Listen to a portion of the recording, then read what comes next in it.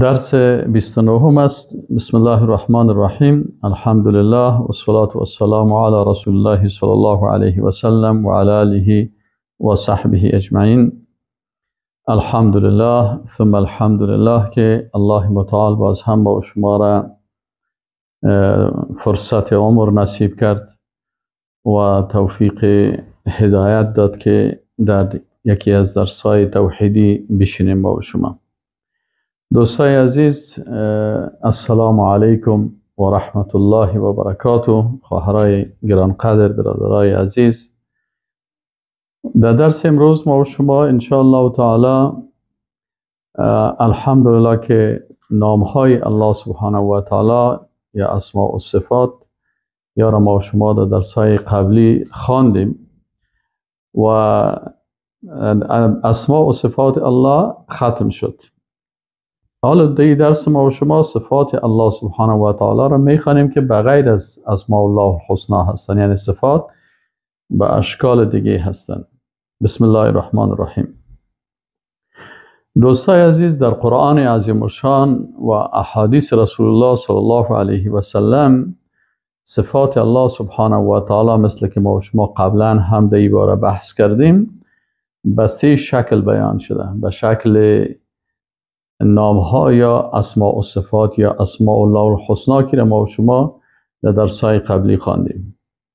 شکل دوم به شکل یک اسم صفتی هست. یک اسم است مثل رحمت، قدرت، ای از صفات الله هست، لکن به شکل یک اسم صفتی است، به شکل نام نیست. زیرا اسماء الله الحسنا نمی در جمله صفات نه.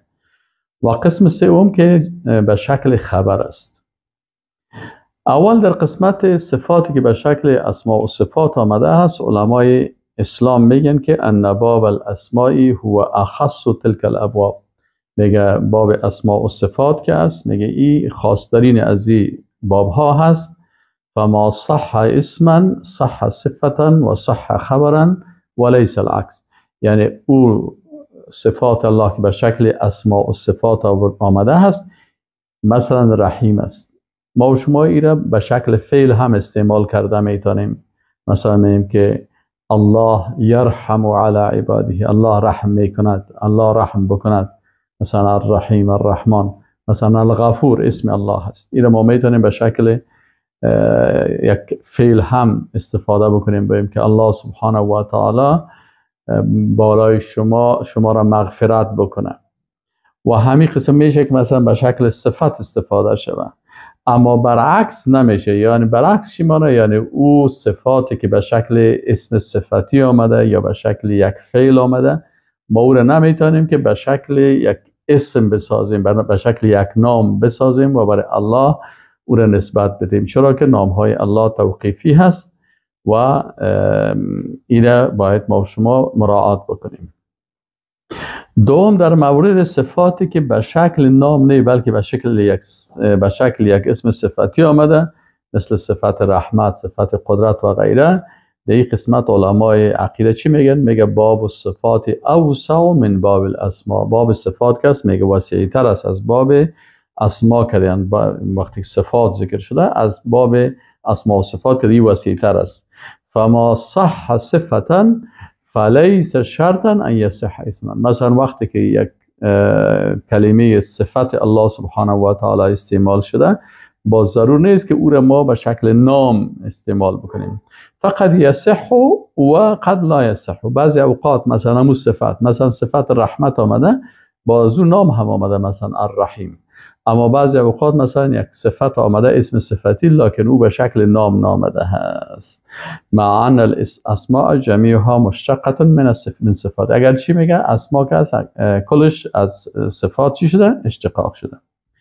سوم، در مورد کلماتی که به شکل خبر آمده هست، علما چی میگه؟ میگه ان ما يدخل فی باب الاخبار، یعنی خبر داده از الله متعال، اوسع مما يدخل فی باب اسماء و صفاتی. میگه بسیار وسیع تر است. مثلا بسیار کلماتی هست که من حیث خبر به الله سبحانه و تعالی نسبت داده شده هست، نه از باب اسما هست و نه از باب صفات است. خب حالا ما و شما امی چون اسماء الله را خلاص کردیم الحمدلله، اسماء و صفات یا اسماء الله الحسنا را خلاص کردیم الحمدلله در هفته گذشته، در درس گذشته، و انشاءالله در این درس ما و شما بقیه صفات الله سبحانه و تعالی را که به اشکال دیگه آمده است این ما و شما میخوانیم.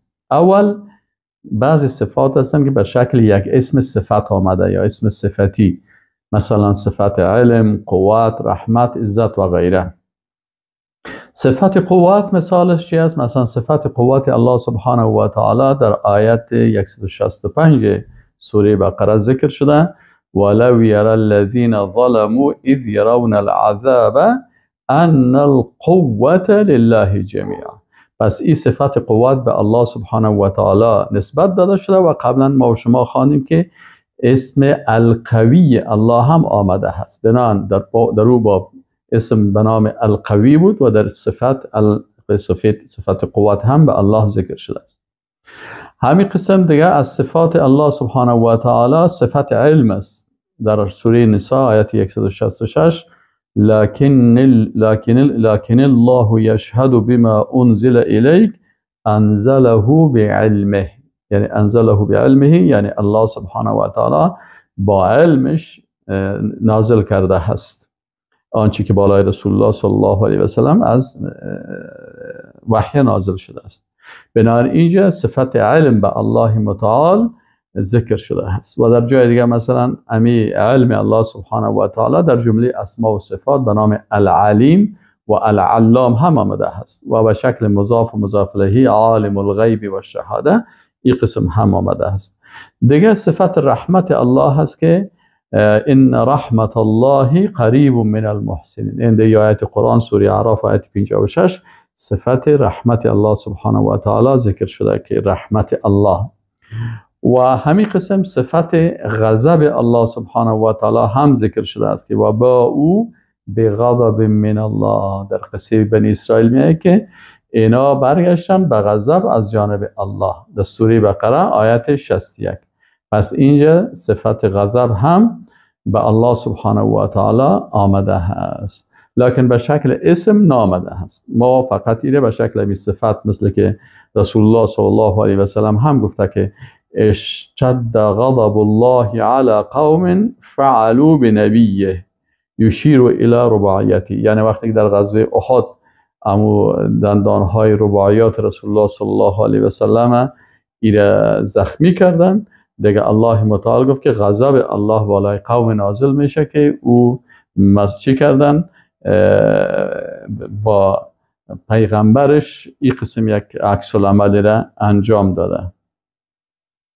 خب و دیگه از صفات مثلا صفت بطش استعمال شده که ان بطش ربک لشدید، یعنی بطش ربک لشدید که گرفتن و جزا دادن الله سبحانه و تعالی این بسیار شدید است. پس ما و شما اینمی قسم وقتی کلمه بطش به این شکل استعمال شده، ما همین صفت نسبت به الله سبحانه و تعالی به شکلی که استعمال شده قبول داریم، در کیفیتش بحث نمی کنیم، این صفت تعطیل نمی کنیم و از این صفت اسم یا نام نمی سازیم. چرا؟ نامهایش چی هستن؟ توقیفی هست، بنابراین به مو اکتفا می کنیم.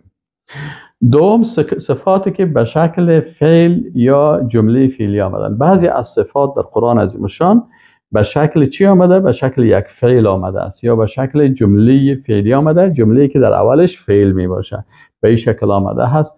بنابراین ما و شما این صفات الله سبحانه و تعالی را هم عقیده داریم و به مو شکل که آمده هست بدون تعویل، بدون تمثیل، بدون از اینکه تعویل بکنیمش یا تعطیل بکنیم. میره مثلا بعضی از فرقه های هستن که اونا تعطیل میکنن، معطله میگن، بعضی ها تمثیل میکنن و صفت الله را با یا فعل الله را با فعل مخلوق تشبیه میکنن. ما این کارا را نمیکنیم، بلکه میگیم امی افعال را که الله سبحانه و تعالی به خود نسبت داده، چون در قرآن و در سنت ثابت است، ما قبول داریم من حیث وحی الهی.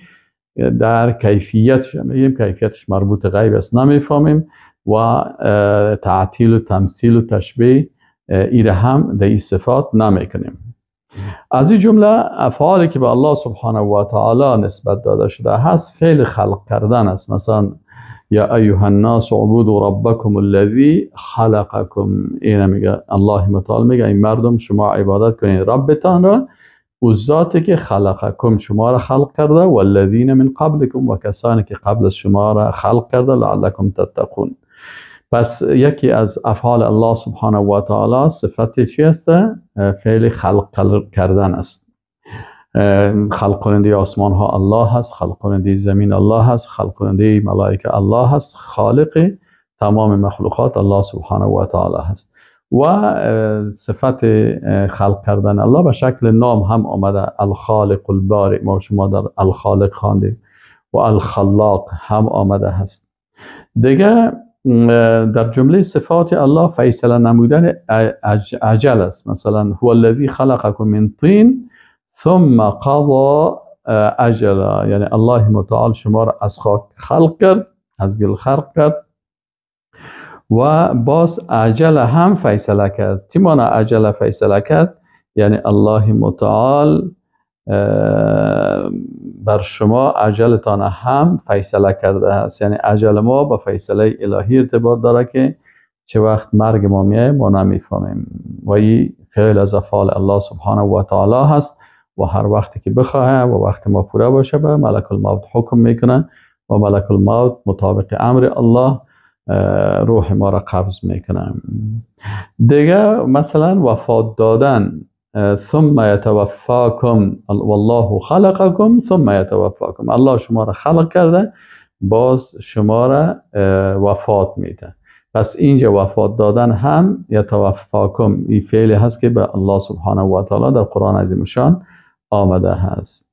همین قسم فعل حبه، چون ما و شما در نامهای الله الوهاب خواندیم، یکی از نامهای الله الوهاب است. و فعل یهبو در قرآن عظیم شان آمده هست که لله ملک السماوات والارض یخلق ما یشاء. اینال میگه لله ملک السماوات والارض، لله خاص است بر الله سبحانه و تعالی مالکیت آسمان ها و زمین، یخلق ما یشاء، هر چیزی را که الله بخواه خلق میکنه، یهب لمن یشاء اناثا، یعنی اینجا الله متعال وقتی که مخلوقات خلق میکنه برای یک کسی، مثلا یک نفر دختر داره، یک نفر پسر داره، یک نفر دختر داره پسر نداره، یک نفر پسر داره دختر نداره، یک نفر اردویش داره هم دختر داره هم پسر داره، و یک کسی دیگه عقیم است هیچ اولاد نداره. این فعل امی توفیق که مثلا برای ما الله دختر میته یا پسر میته یا اردویش میته، این تحفه الهی است که برای انسان میته. کس نمیتونه که ایره تغییر بده و کس نمیتونه که این تحفه را برای کس بده. الله سبحانه و تعالی میگه که یخلق ما یشاء یهب لمن یشاء اناثا، برای یک کسی الله متعال اناثا یعنی اولادهای مؤنث میده، و یهب لمن یشاء الذکور، و بر بعضی ها الله متعال اولادهای مذکر میده. او یزوجهم ذکرانا و اناثا، یا بر بعضی که اشخاص دیگه الله متعال اردویش میده، فرزندهای مذکر و مؤنث یعنی دختر و پسر برش میده. و یجعل من یشاء عقیما، و هر کسی که الله بخواه اونا را عقیم میسازه، یعنی که اولاد نمی داشته باشه و نازا می باشه. انه علیم قدیر، الله ذاتی است که بسیار عالم و باخبر و بسیار قدرتمند هست. پس وقتی که ما و شما این صفات الله را میخوانیم، روز به روز عقیده انسان جور شده میره. بعضی کسا هست مثلا امی آیت قرآن نسبت به مخلوق میده، مثلا خانمش وقتی که دختری به دنیا میاره و این دختر خوشش نمیه، باز خانم خدا میگه که اگه دفعه دیگه دختر آوردی باز من تو را طلاق میدم. و این معنا که در خلقت دختر دادن مادر نقش داره، صفات الله را به این خانم خود میده. و ببینید چقدر مشکل است شرک در صفات الله میه. الله هست، صفات الله هست، الله برای کسی دختر میده، برای کسی پسر میده، برای کسی هر دویش میده و برای کسی نمیده. الله متعال در سوره شورا آیت 49 و آیت 50 این موضوع را بیان میکنه. دیگه از جمله افعال الله سبحانه و تعالی فعل مالکیت و تصرف است، یعنی الله سبحانه و تعالی مالک تمام مخلوقات است و متصرف از تمام مخلوقات است. قل من یرزقکم من السماء والارض ام من یملک السمع والابصار والافئده. اینجا الله میگه کی مالک سمع و بصر و از اینا کی هست؟ این پس مالک متصرف الله هست. و من یخرج الحی من المیت و یخرج المیت من الحی و من یدبر الامر. این کل افعال الله هست. یکی از افعال الله که یخرج الحی من المیت، زنده را از مرده پیدا میکنه. و یخرج المیت من الحی فعل الله هست. زنده را مرده را از زنده پیدا میکنه. و من یدبر الامر، و کی هست که تدبیر میکنه امور؟ فسیقولون الله فقل افلا تتقون. خب این حال مالک متصرف کی است؟ الله سبحانه و تعالی هست.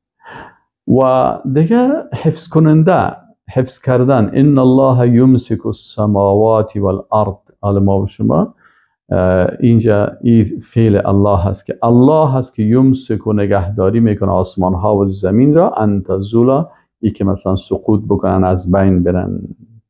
پس حفظ کننده آسمان ها و زمین الله هست. حفظ کننده همه و ما و شما الله هست. و ما و شما در نام الحافظ الله سبحانه و تعالی خواندیم که خیر حافظ الله سبحانه و تعالی حفظ کننده، بهترین حفظ کننده هست. دیگه از افعال الله سبحانه و تعالی هفتمی فعل طعام و آب دادن هست. یعنی الله متعال است که هم رزق میده، رزاق است و در نامهایش ما و شما خوانیم که الرازق است و همچنان الرزاق خوانیم. و الله متعال است که طعام میده و آب بر انسان میده و شفا میده. ابراهیم علیه السلام در سوره شعراء والذی هو یطعمنی و یسقین، این الله را معرفی میکنه. ابراهیم علیه السلام میگه که الله ذاتی است که مرا طعام میده و یسقینی و بر ما نوشابه میده. و اذا مرضت، و وقتی که من مریض شدم، فهو یشفینی، پس او مرا شفا میده. والذی یمیتنی ثم یحیین، او ذاتی هست که مرا میمیرانه و باز مرا زنده میکنه. پس کلش از افعال الله متعال است که ما و شما به یا عقیده داشته باشیم. همین قسم از افعال الله سبحانه و تعالی تدبیر کردن است. مثلا فعل تدبیر کننده به شکل فعل یا جمله فعلی آمده. یدبر الامر من السماء الی الارض، تدبیر میکنه از الله سبحانه و تعالی امور از آسمان ها تا زمین. و فعل تقدیر کردن هست که الله متعال تقدیر و اندازه میکنه. و خلق کل شیء فقدره تقدیرا. الله متعال تمام اشیا را خلق کرده، پس آنها را فقدره تقدیرا، آنها را تقدیر اندازه کرده به اندازه کردن و تقدیر کردن. سوره فرقان آیت 2. و همین قسم الله متعال شب و روز اندازه میکنه. والله یقدر اللیل و النهار، تقدیر میکنه، اندازه میکنه شب روز را. همین قسم در جمله افعال الله سبحانه و تعالی فعل اجابت کردن است. الله متعال میگه که ادعونی استجب لکم، یعنی شما دست دعا و بارگاه ما و زبان دعا و زبان استدعا و طلب به بارگاه ما بلند بکنین، دستتان به بارگاه ما ادعونی بکنین، از ما طلب بکنین. استجب لکم، اینجا الله متعال میگه که استجب یعنی انا استجب لکم، ما هستم که اجابت میکنم. و در جمله استجب که از فعل استجب علما میگن که انا مستتر است وجوبا، یعنی نهی هست، یعنی استجب انا و ضمیر مفرد. الله متعال در مسائل اعتقادی ضمیر مفرد است، یعنی اجابت کننده دعا کی هست؟ فقط الله هست. ملائکه دعا را اجاب کردن نمیتونن، پیغمبران نمیتونن، اولیاء الله نمیتونن. از این خاطر برای از اونها طلب کردن درست نیست. طلب باید انسان از الله بکنه، دست دعا و بارگاه الله بلند بکنه. و دعا عبادت است و عبادت مخصوص الله است. از این خاطر حتی وقتی انسان های موحد ما و شما که پیش قبر رسول الله صلی الله علیه و سلم میریم، میبینیم که رسول الله صلی الله علیه و سلم مخلوق است. ما روی خدا به طرف قبله دور میتیم و ما از الله طلب میکنیم. چرا؟ دعا کس الدعا هو العباده. رسول الله صلی الله علیه و سلم میگه دعا کس عبادت است. وقتی که دعا عبادت است باید برای کی شود؟ به الله شود. ایاک نعبد و ایاک نستعین. عبادت مخصوص الله است. پس ما و شما دست دعا را به کجا بلند میکنیم؟ به بارگاه الله. یعنی روی خدا در اموج هم به طرف قبله میکنیم و از الله میخوایم که یا الله ما را ببخش و یا الله شفاعت رسولت نصیب ما در روز قیامت بگردان. و بر رسول الله صلی الله علیه و سلم درود میفرستیم. اللهم صل علی محمد و علی آل محمد کما صلیت علی ابراهیم و علی آل ابراهیم انک حمید مجید. اینی افعال و اینی صفات الله را که ما شما میخوانیم، منفعت و فایده از این چی هست که هر فعل الله را وقتی که ما شما شناختیم عقیده ما قوی میشه، عقیده ما بسیار مستحکم میشه، ایمان ما زیاد میشه. چرا؟ کسایی که یارا نمیخوانن اینال چون نمیفهمه بالاخره نافهمیده میره در شرک مبتلا میشه. ببینید که یک نفر در مقابل قبر استاده هست و از صاحب قبر طلب میکنه که بر ما بچه بده یا دختر بده و اگر این بفهمه که الله متعال میگه ادعونی یا متکلم است مفرد، یعنی الله متعال میگه از ما بطلبین، دست دعا به بارگاه ما بالا بگین، استجب لکم، ما بر شما اجابت میکنم. و کسایی که دعا نمیکنن بر الله، از الله نمیخوان، تکبر میکنن، الله متعال میگه ان الذين يستكبرون عن عبادتي. این در آیات قرآن خوب شما دقیق شوین که اینجا بعد از دعا که گفته ادعونی استجب لکم، باز بعد از الله متعال میگه ان الذين يستكبرون عن عبادتي. اینا دعا چی شد؟ دعا عبادت شد. وقتی که دعا عبادت شد، عبادت مخصوص کی است؟ مخصوص الله است. این حال ما بغیر دست دعا را بغیر از بارگاه الله و طلب بغیر از الله از مخلوق میتونیم؟ نه خیر. مخلوقات رتبه های بلند دارن اما صفات الله را ندارن. از این خاطر ما از پیغمبر، از ملائکه، از صدیقین، شهدا، صالحین نمیخوایم که برای ما چی بده یا چی نده. چرا؟ الله برای ما گفته که ادعونی استجب لکم. کسی که عقیده را فهمید اینطور میفهمن. خب دیگه الله متعال هست که سختی ها را از انسان دور میسازه. در حالات عادی دعا میکنیم، حال وقتی که سر ما سختی ها آمد به کی استغاثه بکنیم؟ به پیغمبر، به قبر پیغمبر، به ولی؟ نه. الله متعال میگه که اما یجیب المضطر اذا دعا. میگه کی میتونه اجابت بکنه انسانی را که در حالت اضطراری قرار داره و او دعا میکنه و بارگاهی از او و یکشف السوء، امی بدی های از این را دور میکنه. و کی هست که یجعلکم خلفاء فی الارض؟ کی هست که شما را خلفا، خلیفه ها در زمین میگردانه؟ اله مع الله؟ آیا به همراه الله معبود دیگه هست؟ نیست. متوجه شدید؟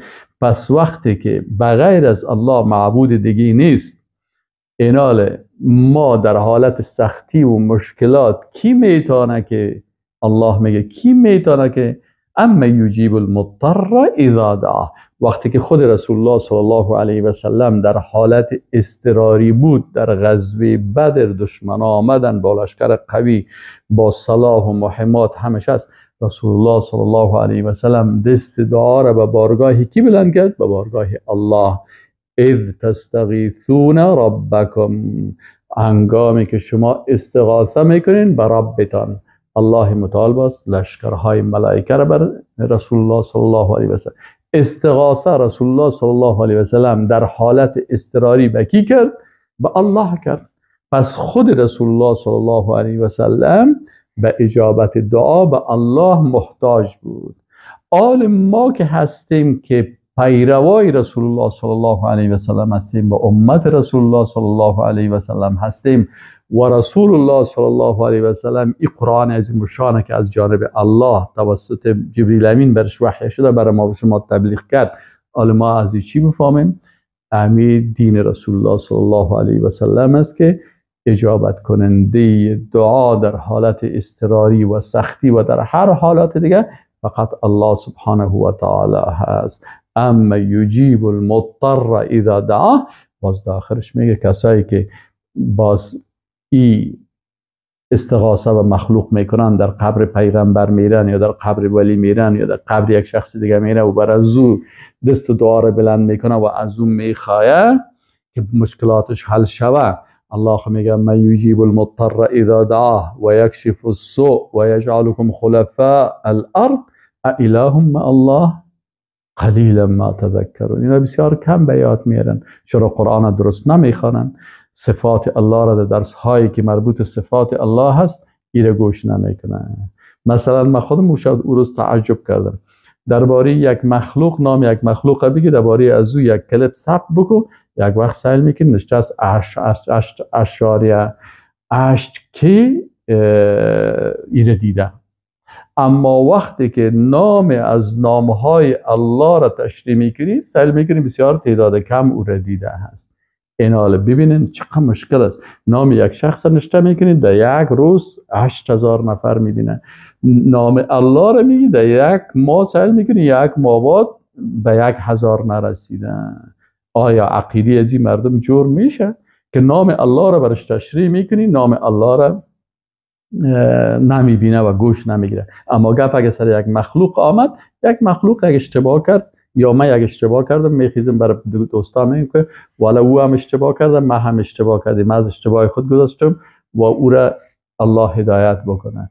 لکن سعی کنی که چقدر سر از تبصره میشه و چقدر را میشنون و چقدر دست به دست میشه و وقتی که نام و صفت الله سبحانه و تعالی را تشریح میکنی ایره گوش نمیگیرن. باز امیش اشخاص منجر به چی میشه که دیگر روز ببینی که باز میره که او ما به قبر پیغمبر رفتم گفتم ای پیغمبر سر ما و سر ملت ما رحم بکن. چرا؟ به خاطر ازی که ای آیت قرآن درست نفهمیده هست که پیغمبر خودش به الله استغاثه میکرد و قرآن میگه که استغیثون ربکم فاستجاب لکم اما یجیب المضطر اذا دعاه و یکشف السوء و یجعلکم خلفاء الارض اله مع الله. اینجا باز الله میگه آیا معبود دیگری بغیر از الله هست؟ تو که دست دعا را به غیر الله بلند بکنی، از غیر الله استغاثه بکنی، در حقیقت او را اله ساختی به امرای الله، معبود قرار دادی به امرای الله. شرکی نمی هست، شرکی نمی هست که مشرک خلط میکنه بین عبادت الله و بین غیر الله. هم به الله عبادت میکنه، هم شرک بر مخلوق عبادت میکنه. این شرک گفته میشه. پس اینجا باید ما از آیات قرآن بیاموزیم. قلیلا ما تذکرون. دیگه از افعال الله سبحانه و تعالی فعل رزق و روزی دادن است. رزق و روزی را کی میده؟ الله متعال میده. الله متعال در سوره عنکبوت آیت 60 شما بخوانین و کأی من دابة لا تحمل رزقها الله یرزقها. با پیغمبر صلی الله علیه و سلم خطاب میشه و ما و شما که قرآن میخواین برای ما هم خطاب هست. چی میگه؟ و کأی من دابة لا تحمل رزقها الله یرزقها و ایاکم. سیکن در این آیت قرآن الله سبحانه و تعالی فعل رزق و روزی دادن الله. ما و شما در شماره 13 هم رسیدیم، فعل رزق و روزی دادن الله سبحانه و تعالی. در اینجا الله سبحانه و تعالی چی میگه؟ و کأی من دابه، و بسیار جنبنده ها هستن. دابه چی نمیگه؟ ما یدب فی الارض، چیزی که در زمین همون میگرده. تمام مرچ، مار، بسیار چیزهای کوچک کوچکی که مثلا کرمکاوی ها هست که ما و شما بسیار از اون را دیدن نمیتونیم و بسیار از اونها را مثلا ما نمیبینیم یا مخلوقات الله هست. اینا الله متعال میگه اینمی جنبنده ها بسیار زیاد هستن که لا تحمل رزقها، که شما نمیتونین که او را رزقش حمل بکنین، برشان رزق روزی بدین. الله یرزقها.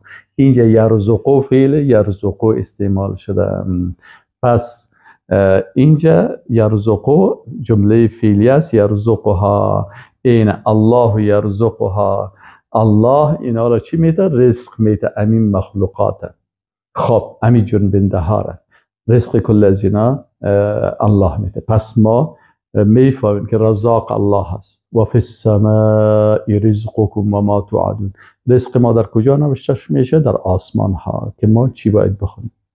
اما برای خود ما و شما دست داده، چشم داده، عقل داده کار بکنیم و وسیله رزق خدا، مثلا رزق خدا از طریق حلال کوشش کنیم به دست بیاریم. اما رزق کی میده؟ الله میده. بسیاری مخلوقات کوچک و خرده هست که ما و شما نمیتونیم او را رزق و روزی از او را تهیه بکنیم و تعجب میکنیم. الله متعال بر از اونا رزق میده. به هزاران هزار قسم پرنده ها هست، به هزاران قسم جنبنده ها هست. شما اگر همی حیوانات و جنبنده ها و پرنده ها و یارب سبحان الله چی فلمایی داره، چی مخلوقاتی هستن، همه از اینا را کی رزق میده؟ الله رزق از اینا را میده. خب بسیاری پرنده هایی هستن که مثل ما بطور دست پای هم نداره، بعضی ها امکانات هم نداره، لکن الله متعال رزقش به شکل از اشکال برش میرسانه. سبحان الله. خب و دیگه از جمله افعال الله سبحانه و تعالی هدایت دادن هست. والذی قدر فهدى فعل است، یعنی الله سبحانه و تعالی تقدیر نمود و هدایت کرد. و ابراهیم علیه السلام چی میگه؟ و قال اینی ذاهب الی ربی سیهدینی، یعنی رب من باز مرا هدایت میکند. این فعل هدایت کار کی است؟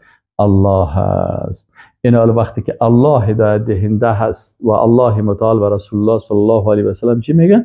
انک لن تهدی من احببت ولکن الله یهدی من یشاء.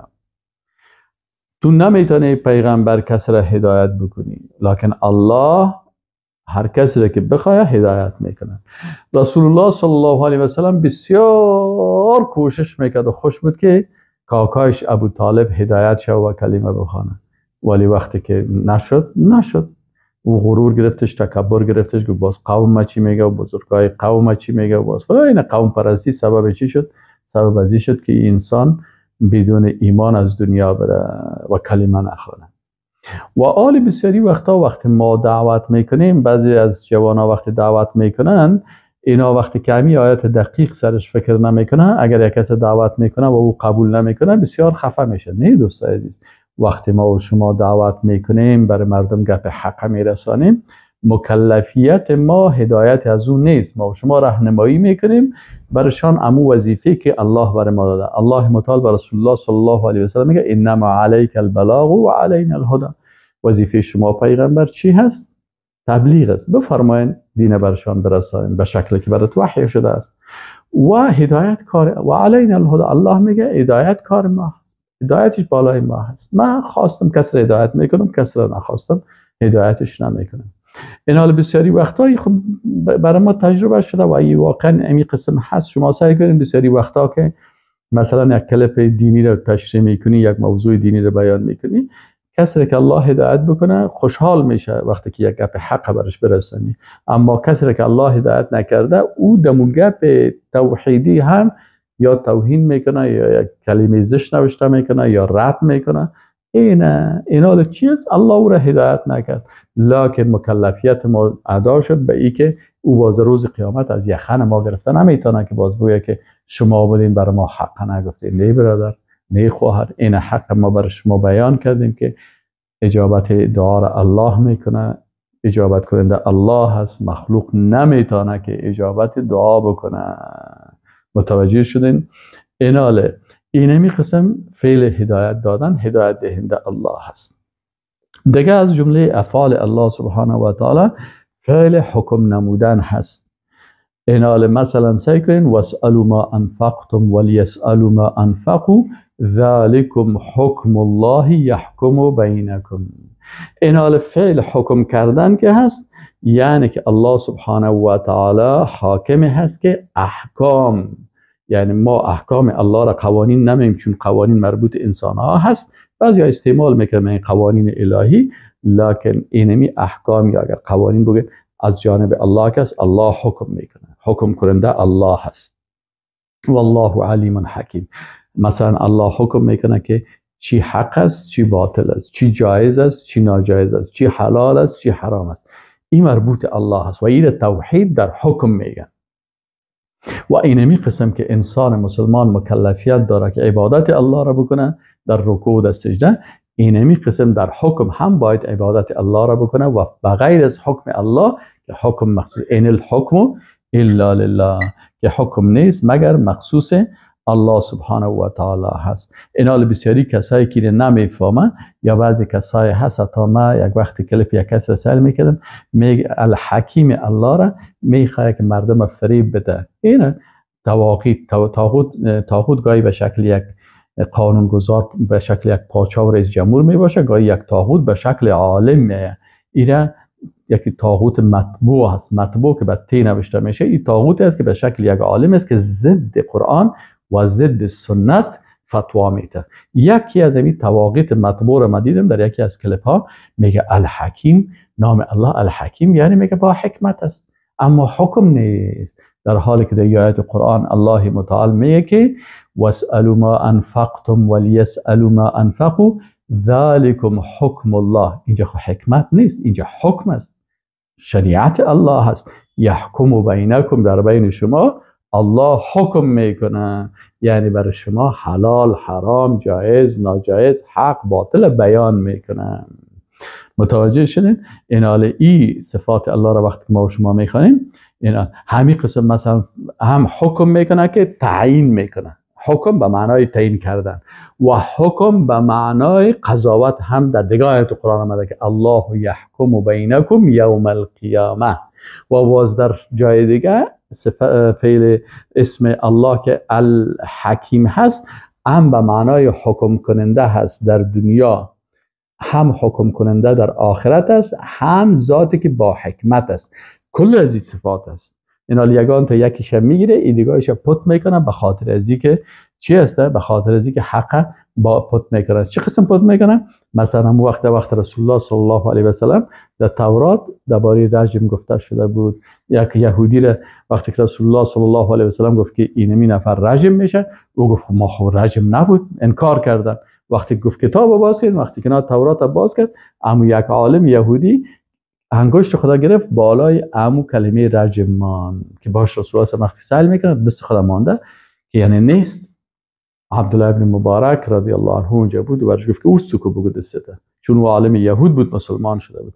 دست خدا که این طاغوت او سو کرد، دیدیم طاغوت مطبوعی قسم است که حق پت میکنه. پس وقتی که این دست خدا او سو کرد، آیت تورات نوشته بود که باید در شریعت موسی علیه السلام هم رجم هست. از این خاطر ما و شما باید این صفات الله را اهم قسمی که در قرآن و سنت ذکر است بفهمیم تا فریب بعضی از طواغیتی که فریب میتن ایره نخوریم. دیگه فعل حلال نمودن هست. ببینین الله متعال حلال میکنه و حرام میکنه، یعنی حق الله هست. الله سبحانه و تعالی حلال میکنه و حرام میکنه.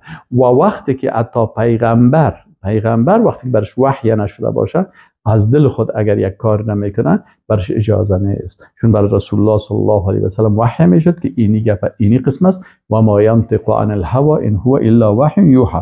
یک وقت رسول الله صلی الله علیه و سلم در یکی از حوادث که میاد در سیرت، رسول الله صلی الله علیه و سلم که میگن که دان شما کمه که بوی میته، یک قسم گل هست که وقت سر از او زنبور بیشنه، بازم عسلش هم یک بوی میته. رسول الله صلی الله علیه و سلم تصمیم گرفت که ما دیگه عسل نمیخورم. الله متعال برش گفت که یا ایها النبی لما تحرم ما احل الله لك. چرا ای پیغمبر تو حرام میکنی چرا که الله بر تو حلال کرده؟ یعنی تو پیغمبر هستی لکن حق نداری، به خاطر که اگر تو عسل نخوری دیگرها فکر میکنن که والا پیغمبر اینجا عسل نخورد و البته حرام است. از این خاطر آیات قرآن برش آمد که ایها النبی لما تحرم ما احل الله لك تبتغي مرضات ازواجك. تو به خاطر رضایت همسرایت عسل ترک میکنی که مردم باز این قسم غلط میفهمن. نه، شما این حلال و حرام کی تعیین میکنه؟ الله تعیین میکنه. آل رسول الله صلی الله علیه و سلم همسرایی که داشتن، بعضی مردم بحث میکنن سر همسرای رسول الله صلی الله علیه و سلم و بیادبی میکنن که پیغمبر چرا 11 همسر گرفت، چرا همسر گرفت؟ اگر ایمان داشته باشه و این آیت قرآن بفهمه که یا ایها النبی انا احللنا لك ازواجك التي آتیت اجورهن. ای پیغمبر ما بر تو حلال کردیم. الله میگه ما با قدرت و عظمت خود بر تو چی کردیم؟ حلال کردیم امی همسرا را. پس الله متعال بر رسول الله صلی الله علیه و سلم همسرایشان که 11 بود اونا را برش حلال کرده بود و برای ما و شما 4 تا را حلال کرده و گفته وقتی که عدالت کرده نمیتونین امکانات نیست براتون یک همسر حلال است بگیرید. حال بسیاری کسا سر حکم الله را نمیفهمند، از این خاطر کلمات کفر از زبانشان خارج میشه و انتقادات میکنن. این خود کار پیغمبر نیست. الله میگه یا ایها النبی انا احللنا لك ازواجك اللاتی آتیت اجورهن. این کار الله هست و این مربوط به الله میشه. اینمی قسم که الله حلال میکنه، اینمی قسم حرام هم الله، حق و باطل، حلال حرام کل زیر الله تعیین میکنه. مثلا میگه فبظلم من الذين هادوا حرمنا عليهم طیبات احلت لهم. الله متعال میگه به خاطر ظلمی که یهودیا کردن چیزهایی را که برشان حلال بوده سرشان حرام گشتند. الله قدرت داره، حکم خدا نازل میکنه و اینا. همین قسم از جمله افعال الله سبحانه و تعالی فعل پناه دادن است که الله متعال پناه میده. مثلا الله متعال میگه قل اعوذ برب الفلق. شما ای پیغمبر صلی الله علیه و سلم تو برای مردم بگو که من که پیغمبر هستم خودم پناه به الله میبرم. چرا الله پناه میده؟ قل اعوذ برب الفلق، قل اعوذ برب الناس. یعنی الله با رسول الله صلی الله علیه و سلم امر میکنه که قل بگو ای پیغمبر برای این مردم که اعوذ انا العبد انا الرسول انا اعوذ برب الفلق انا اعوذ برب الناس. من خودم پناه میبرم به رب فلق، من خودم پناه میبرم به رب الناس. فاذا قرأت القرآن فاستعذ بالله من الشیطان الرجیم. وقتی که من پیغمبر هستم به الله پناه میبرم، شما آل باید که امت من هستین به کی پناه برین؟ فقط به الله پناه ببرین. ما و شما میگیم اعوذ بالله من الشیطان الرجیم، اعوذ بعزت الله و قدرته من شر ما اجد و احاذر. این چیز به خاطر اینکه ما فعل الله را میشناسیم. و همین قسم فعل اراده کردن هست که مثلا ان ربک فعال لما یرید. هر چیزی که الله بخواد یرید و که بخواد اراده بکنه او را انجام میده. انما امره اذا اراده. این فعل ماضی اراده همه، فعل مضارع یریدو. این افعال الله سبحانه و تعالی برای خود نسبت داده. به این شکل فعل نشان دادن احکام برای حکومت داری. مثلا وقتی که پیغمبر روان میکنه که حکومت یا نظام اسلامی را بسازه، حالا ایره کی راهنمایی میکنه؟ الله متعال میگه انا انزلنا الیک الکتاب بالحق. ای پیغمبر صلی الله علیه وسلم ما به قدرت و عظمت خود نازل کردیم بالای به تو الکتاب، کتاب را به حق بالتوحید. این کتاب حق است، کتاب توحید است. لتحکم بین الناس، تا که حکم بکنی ای پیغمبر صلی الله علیه و سلم در بین مردم. چه قسم حکم بکنی؟ بما اراک الله، با او احکام و قوانینی که الله بر تو نشان داده است. متوجه هستی؟ اینجا حکم کننده الله هست. فعل نازل نمودن احکام کی نازل میکنه؟ الله متعال. و ان احکم بینهم بما انزل الله. این حکم به ما انزل الله بکن. اگر کسی حکم به غیر ما انزل الله میکنه، این انسان باز از دایره ایمان خارج میشه و پیغمبر صلی الله علیه و سلم مطابق ما انزل الله حکم میکرد. چرا الله متعال برش میگه که و ان احکم بینهم بما انزل الله، حکم بکو در بینشان مطابق، یعنی قضاوت و فیصله بکو با آنچه که به تو نازل شده. ولا تتبع اهواءهم، از خواهشات از اینا مطابقت نکو. و حذرهم، و از اینا خوف داشته باش. ان یفتنوک عن بعد ما انزل الله، که تو را در فتنه پرتن از بعض ما انزل الله. چون یهودیا و نصرانیا و مشرکی کوشش میکنن که رسول الله صلی الله علیه و سلم مطابق مزاج از اینا حکم بکنه. الله متعال برش گفت که نه، احکم بینهم بما انزل الله، مطابق آنچه نازل شده از جانب الله و خواهشات از اینا را پیروی نکن و از اونا خوف داشته باش، حذر بکن از پیش از اینا. چرا؟ ان یفتنوک عن بعد ما انزل الله الیک فان تولوا، اگر باز اونا روی گشتاندن قبول نکردن ما انزل الله را، فاعلم انما یرید الله ان یصیبهم ببعض ذنوبهم، بفهم که الله اراده کرده که اونا رو به بعض گناهایشان بگیره. و ان کثیرا من الناس لفاسقون، بسیار مردمایی هستند که فاسق هستند، یعنی از اطاعت الله خارج شدن، در قسمت حکم الله میخیزن، برای تواغیت راه ها را پیدا میکنن و فتاوای غلط، یعنی طاغوتی که مطبوع هست میخیزه برای طاغوت مطاع چی؟ فتوا میده احبار و رهبان. خب دیگه فعل استوا هست، استوا نمودن بر عرش. این هم الله متعال در قرآن عظیم شان بیان کرده که الرحمن و علی العرش استوا، الله بر عرش استوا کرد. آل منهج اهل سنت چی هست؟ اهل سنت، امام ما و شما یکی از امامای اهل سنت امام مالک ابن انس رحمه الله هست. از پیش از اون پرسان کردم که در سوال شد که انی استوا که هست انی چگونه هست؟ امام مالک برش گفت که الاستوا و معلوم، استوا معلوم هست که معنایش به زبان عربی هر کسی که عربی رو بفهمه معنای استوا را میفهمه، این معلوم دار هست، هیچ عربی این نمیفهمه. بعضی عجم هایی که نمیفهمن و زبانشان عجمی هست این نمیفهمن، اونا مشکل دارن. اما علما و بزرگایی که مثلا اونا و عربی که او وقت بودن اینا میفهمن که استوا معناش معلوم دار از برای کلگی. والکیف مجهول، کیفیتش، چون اینجا استوا مربوط الله هست، فعل الله هست، کیفیتش مجهول است، ما نمیفهمیم. والایمان به واجب، ایمان به باید ایمان داشته باشی که ثم استوى علی العرش ثم استوى علی العرش. اگر تو بر عرش چندین آیات قرآن که دیگه هست اگر قبول نکنی تو از آیات قرآن انکار کردی. پس استوا معلوم شد، کیفیتش چون مربوط غیب است ما نمیفهمیم. بسیار افعال الله و صفات الله هست که ما کیفیتش نمیفهمیم. ما شما از ذات الله و صفات الله و افعال الله کیفیتش نمیفهمیم، تسلیم هستیم، آنچه که در وحی بر ما گفته شده قبول داریم. پس معنایش معلوم دار هست، کیفیتش مجهول است، ایمان به این واجب است. این سخن امام مالک است. و سوال کردن درباره ازی بدعت است. به خاطر ازی که تو زیاد در این تفصیلات ازی میخوای داخل شوی تو بدعتکار هستی. به خاطر چی؟ به خاطر ازی که تو در موضوع غیبی دخالت میکنی و میخیزی مطابق عقل خود حکم میسازی بالای قرآن و عقل خود حکم میسازی، قاضی میسازی در بالای غیبیات. بگو مجهول، امام مالک غیب کیفیتش نمیفهمیم. خلاص فعل از افعال الله هست و ما تسلیم هستیم و قبول داریم آیات قرآن کلش، کیفیتش نمیفهمیم. خلاص و درباره زیاد بحث هم نمیکنیم، چرا بحث کردنش چی هست. و امام ابن ابی العز حنفی رحمه الله ای چی میگه؟ یکی از علمای بزرگ که ابن ابی العز حنفی هست در شرح عقیده طحاویه بیان میکنه که این عقیده درست احناف به این راستا چی است؟ والامر فی ذلك کما قال الامام مالک رحمه الله.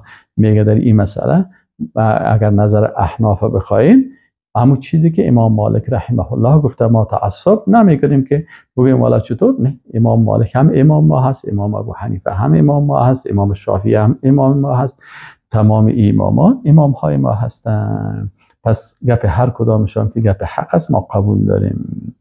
دیگر در جمله افعال الله سبحانه و تعالی فعل محبت نمودن هم آمده است. قل ان کنتم تحبون الله فاتبعونی یحببکم الله. اینجا یحببکم فاعلش کی است؟ الله است. پس فعل محبت به الله سبحانه و تعالی نسبت داده شده است. مثل دیگر صفاتش ما این فعل دیگر افعالش این فعل هم قبول داریم، کیفیتش تشبیه با مخلوق نمیکنیم و کیفیتش نمیدانیم، مربوط غیب الهی هست.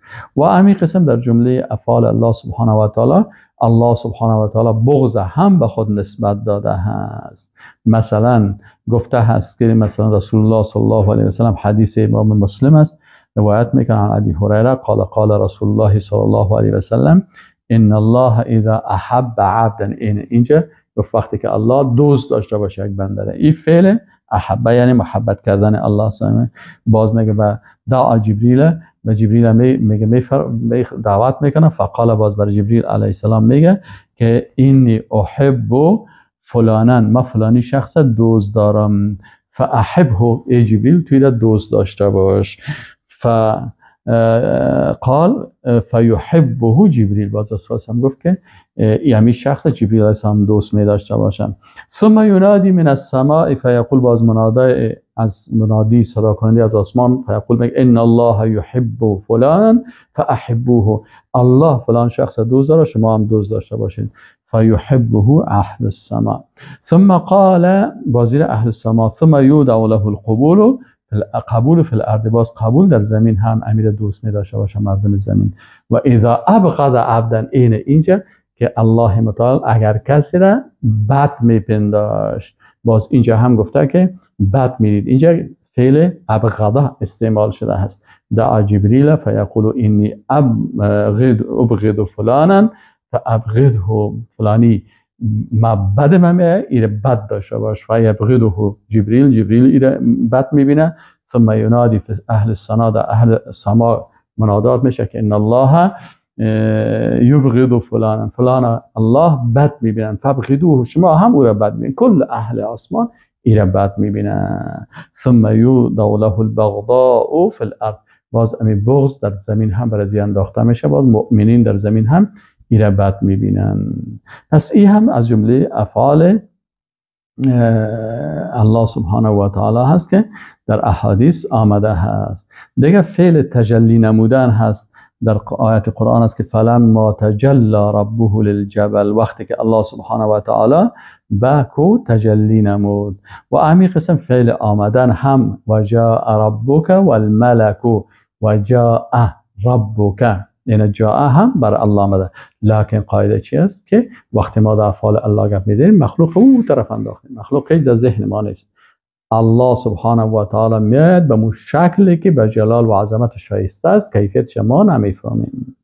دیگه فعل باقی مانن کل من علیها فان و یبقى وجه ربک ذو الجلال و الاکرام، اینجا یبقى باقی ماندن این هم آمده هست. پس اینی افعال الله سبحانه و تعالی را ما شما باید قسمی قاعده داشته باشیم که افعال الله سبحانه و تعالی را بشناسیم. خوب، باز افعال مخلوق بشناسیم. وقتی که افعال الله را شناختیم افعال مخلوق هم بشناسیم، بفهمیم که افعال الله افعالی است که به جلال و عظمت و بزرگی الله شایسته است و ما این افعال بشناسیم. و باز افعال مخلوق بشناسیم. افعال مخلوقات را بشناسیم که مخلوقات افعال مثبت منفی داره. افعال مخلوق است خوردن، نوشیدن، ازدواج کردن، غیبت کردن، پشیمان شدن، کلش افعال مخلوق هست. افعال خالق به مخلوق نسبت ندیم. او فعلایی که مربوط الله هست او را به مخلوق نسبت ندیم، چون فعلایی که به جلال و عظمت الله شایسته هست بر یک مخلوق نامناسب است، خب مخلوق است. و چهارم قاعده که افعال خالق بشناسیم، افعال مخلوق بشناسیم، افعال خالق به مخلوق نسبت ندیم. افعال چهارمی قاعده افعال مخلوق به خالق نسبت ندیم. این افعال این یهودی‌ها بعضی از افعال مخلوق که به خالق متعال نسبت دادن در شرک و کفر و بیدینی مبتلا شدن. پس ما ادب ما همی است که افعال مخلوق به خالق نسبت نمیدیم. و پنجمی چی است که افعال خالق از مخلوق تقاضا نمیکنیم. وقتی که شفا دادن مربوط الله هست، روزی دادن مربوط الله هست، خلق کردن مربوط الله هست، پس او را ما از مخلوق عاجز تقاضا نمیکنیم. و ششمی قاعده است که افعال خالق با افعال مخلوق تشبیه و تمثیل نمیکنیم. تشبیه نمیکنیم. افعال خالق به جلال و عظمت الله شایسته است و افعال مخلوق به عاجزی و مخلوق بودن مخلوق شایسته است. پس بین از اینا شباهت و چی نیست. اگرچه در الفاظ ظاهر در لفظ استعمال شده هست، اما معنا و مفهوم و صفت این با هم هیچ وقت تشبیه نمیشه و تمثیل نمیشه و این ما شما در ادب اعتقادی مراعات بکنیم. و السلام علیکم و رحمت الله و برکاته.